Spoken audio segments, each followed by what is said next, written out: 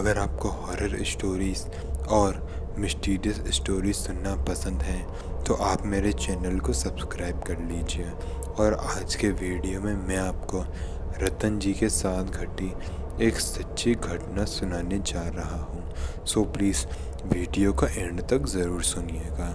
और अब आगे की कहानी मैं आपको सुनाऊँगा रतन जी के पॉइंट ऑफ व्यू से।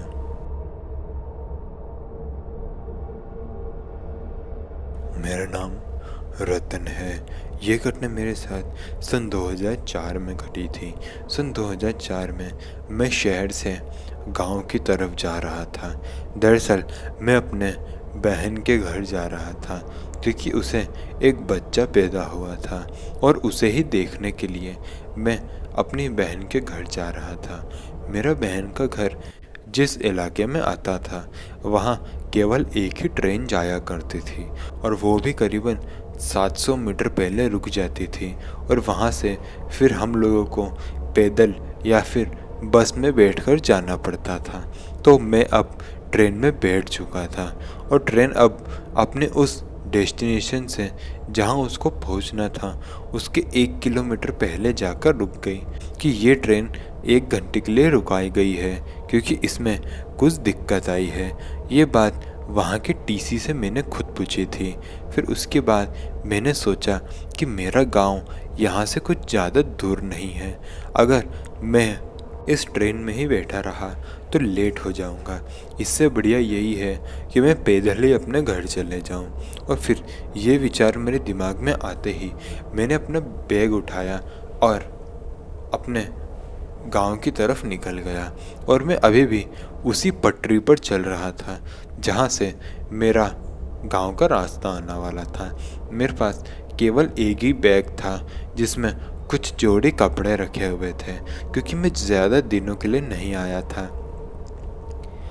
मैं जब ट्रेन से थोड़ा आगे निकला तो मुझे ऐसा महसूस होने लगा कि शायद मेरे साथ साथ कोई चल रहा है, क्योंकि जब मैं चल रहा था तो मुझे ऐसा आवाज़ें आ रही थी कि कोई और भी मेरे पीछे चल रहा हो।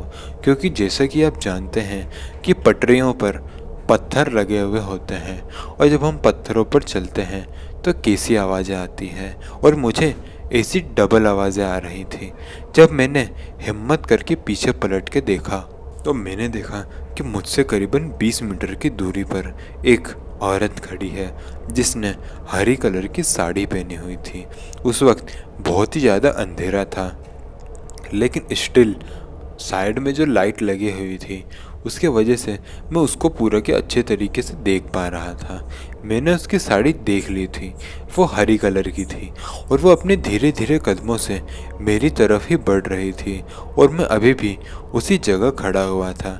मैं इस औरत से रास्ता पूछ लूँगा। वैसे तो मैं इस रास्ते पर पहले भी बहुत बार आ चुका था, लेकिन अब मैं पैदल था और मुझे अपने घर जाने का रास्ता पूछना था और मैं अकेला था। मैंने सोचा कि मैं इस लड़की के साथ में ही अपने गांव वाले रास्ते निकल जाऊंगा, लेकिन मुझे क्या पता था कि मैं जिसे लड़की समझ रहा हूँ वो तो एक चुड़ैल है। जब मैंने उस औरत को आवाज़ दी तो उस औरत ने एक झटके के साथ मेरी तरफ देखा। पहले उसने अपना मुंह नीचे किए हुए था, फिर उसने जैसे ही मेरी तरफ देखा तो मेरा सारा का सारा खून सूख गया। मैंने देखा कि उस औरत की आंखें एकदम सफ़ेद है, एकदम सफ़ेद बल्ब की तरह, और उसकी नाक नहीं है और उसके मुंह में बहुत ही नुकीले से दांत भरे हुए हैं। और उसने जैसे ही मुझे देखा तो वो बहुत ज़ोर से चिल्लाई और मेरी तरफ दौड़ी। मैं इतना ज़्यादा डर गया था कि मैंने अपना बैग वहीं छोड़ा और मैं भी वहाँ से भाग खड़ा हुआ। भागते भागते मैं बहुत आगे आ चुका था और वो औरत अभी भी मेरे बैग के पास खड़ी हुई थी और मेरा इंतज़ार कर रही थी। मैंने उसको जब पीछे पलट के देखा तो वो अभी भी मेरे बैग के पास खड़ी हुई थी और मेरा इंतज़ार कर रही थी।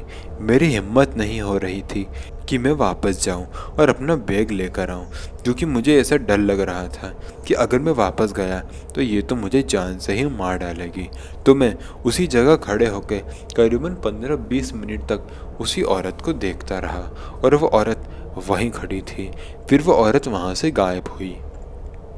फिर मैंने सोचा कि मैं अब जाकर अपना बैग ले लेता हूँ, लेकिन मुझे अभी भी डर लग रहा था और मैं ये सोच रहा था कि हो सकता है कि जब मैं बैग लेने जाऊँ तो वो औरत फिर से आ जाए और मुझे मार डाले। इसलिए मैंने सोचा कि अभी मैं अपने घर चले जाता हूँ और उसके बाद मैं अगली सुबह आके बैग ले लूँगा। फिर जब मैं थोड़ा आगे आया तो मैंने देखा कि एक चाय की दुकान है जिसके पास 3-4 लोग बैठे हुए हैं। वो 3-4 लोगों के पास जाकर मैंने उनसे मदद मांगी और अपनी पूरी आप बीती बताई। तो उन्होंने मुझे कहा, क्या आपने जिस औरत को देखा है उसने हरी कलर की साड़ी पहनी हुई थी क्या? तो मैंने कहा, हाँ हाँ, उसने हरे कलर की साड़ी ही पहनी हुई थी। वो कौन है? तो गांव वालों ने मुझे बताया कि एक औरत जो कि जादू टोना किया करती थी, उसकी मौत यहीं पर एक ट्रेन के पटरी के नीचे आके हो गई थी और तब से उसकी आत्मा इसी पटरियों पर घूमती रहती है। तो फिर मैंने उन्हें कहा कि क्या आप मेरे साथ मेरा बैग लेने चलेंगे? वो औरत ने मेरे ऊपर हमला किया था और मैंने अपना बैग वहीं छोड़ दिया था। तो वो लोग बहुत ही अच्छे थे, वो मेरे साथ गए और उन्होंने मेरी मदद की। मैंने अपना बैग उठाया और फिर मैं अपने घर चला गया। घर जाके ये बात मैंने अपनी बहन को बताई, क्योंकि मैं घर पहुंचने में आधा घंटा लेट था। मेरी बहन मेरी चिंता कर रही थी। मैंने उसे ये पूरी घटना समझाई, लेकिन उसने मेरी बात पर यकीन ही नहीं किया। फिर उसके बाद मैंने ये घटना बहुत ज़्यादा लोगों से शेयर की, लेकिन किसी ने मेरी बात पर यकीन नहीं किया। फिर मैंने ये घटना शेयर करना भी बंद कर दिया और उसके बाद मेरे साथ ऐसी घटना फिर कभी नहीं घटी। तो दोस्तों, अगर आपको ये वीडियो पसंद आई है तो वीडियो को लाइक करिएगा और कमेंट करके बताइएगा कि अगले वीडियो में किस टॉपिक पर लेकर आऊँ। मिलते हैं अगले वीडियो में, तब तक के लिए जय हिंद, जय भारत।